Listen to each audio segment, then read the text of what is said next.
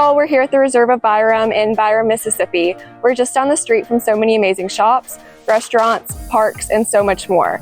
This community features some amazing amenities such as a fitness center, a clubhouse, and a swimming pool.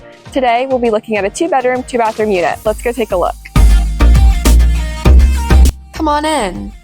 Right by the front door, there's a convenient coat closet. Off of the hallway, you'll find the fully equipped kitchen and the washer and dryer tucked away in a closet. Off the kitchen is the dining room and the spacious living room.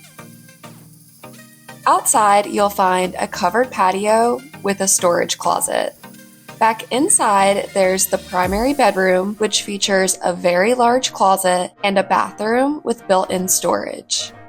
The second bedroom also has a closet and a bathroom that connects back out into the living space.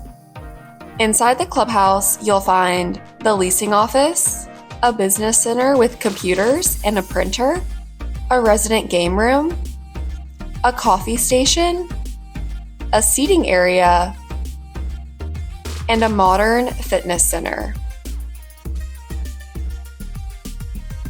Outside, you'll find a large swimming pool and a grill area.